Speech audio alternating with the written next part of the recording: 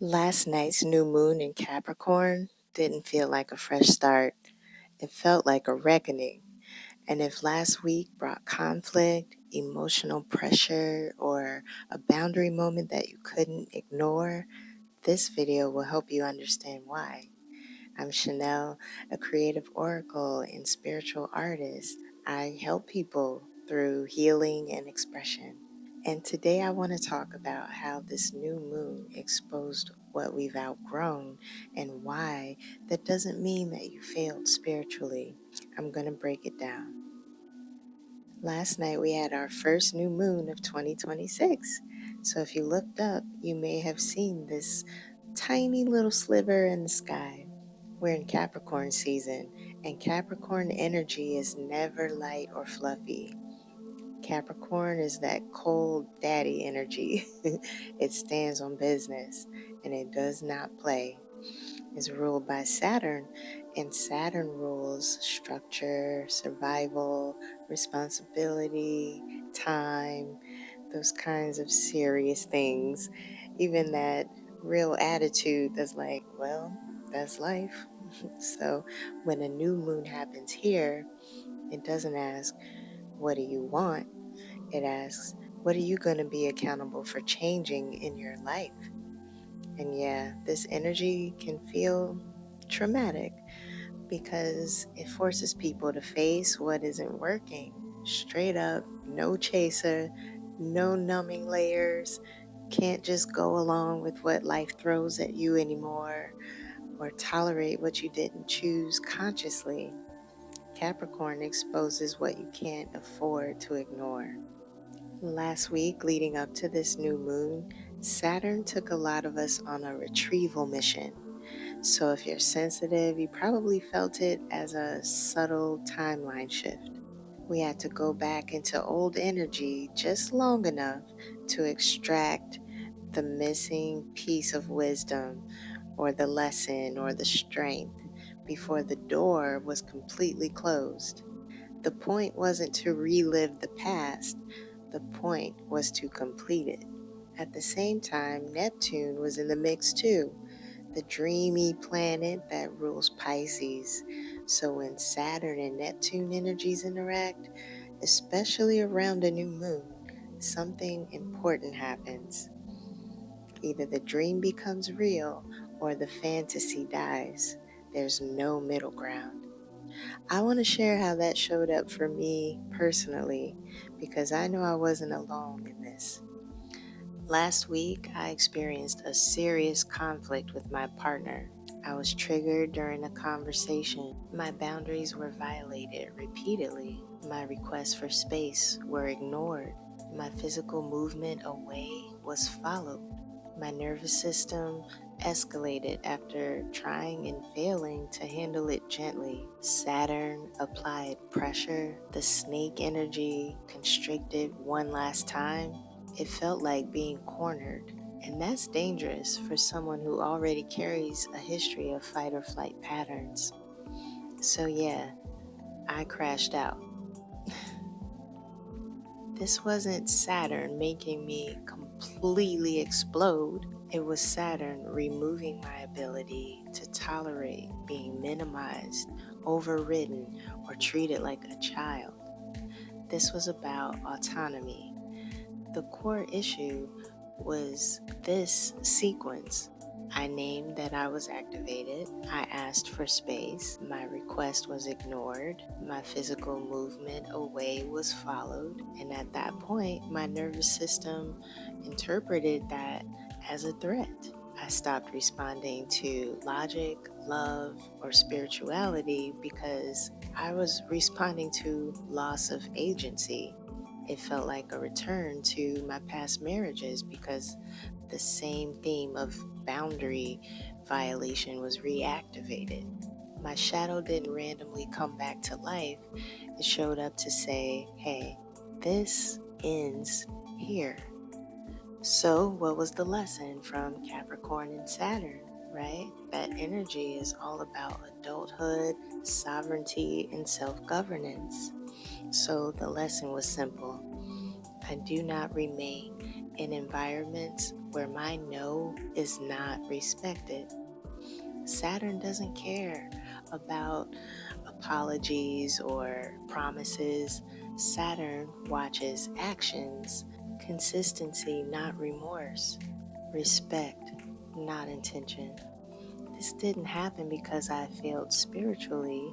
It happened because I outgrew environments where I had to scream to be heard.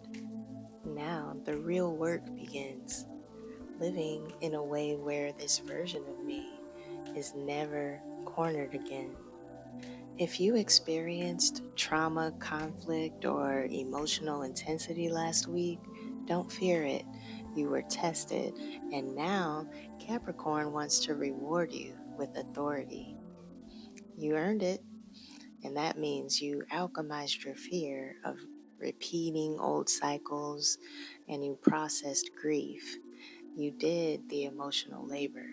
So trust that you are not the same person who entered those situations before.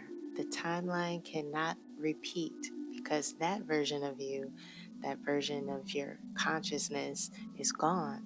You built new inner systems to carry you forward. And here's what that actually looks like: releasing survival identities, choosing long-term self-respect over short-term comfort, trusting that the wisdom from the past is complete. So now it feels like the calm before construction begins. I'm sharing this to show how astrology, emotional cycles, and boundaries intersect in real life. This isn't about drama or exposing anyone. This is about awareness, growth, and choosing a healthier timeline. Most new moons are about new beginnings, but this one brought a reckoning. One of the biggest myths in spiritual spaces is that leadership equals emotional perfection. That once you're awake, regulated, or aligned, conflict should stop showing up in intense ways. But that isn't true. Spiritual leadership doesn't mean that you never get activated. It means that you understand what activation is teaching you. For people who feel called to guide and help others, conflict can feel like regression because you know better, right? You've done deep inner work and you hold space for others. And so when something volatile happens, the mind jumps to, how can I help others if I still struggle like this? Did I fall back spiritually? Am I a fraud?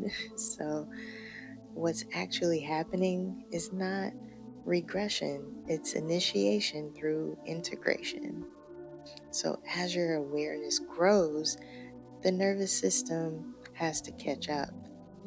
Old survival patterns resurface because they're no longer allowed to run unconsciously. That's the difference between spiritual awakening and spiritual embodiment.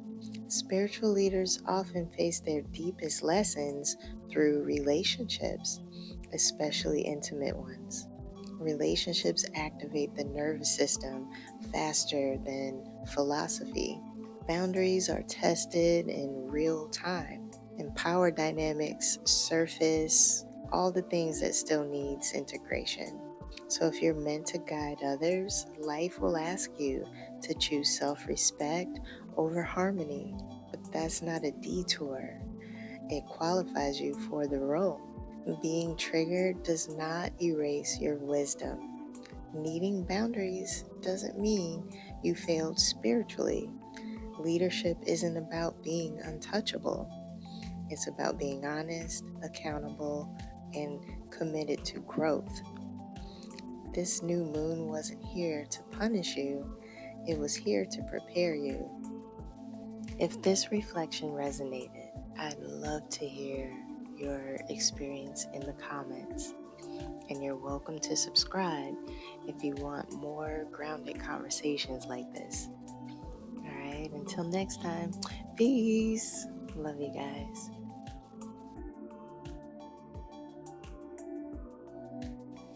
P.S. I also wanted to say this. because it matters. My partner and I both grew through that experience. He's a leader too, in an entrepreneurial way. But spiritual leaders, entrepreneurial leaders, visionaries, builders, we're all being asked to learn how to lead without dominating. We're learning how to stay connected without losing ourselves. So this wasn't about blame, it was about growth on both sides.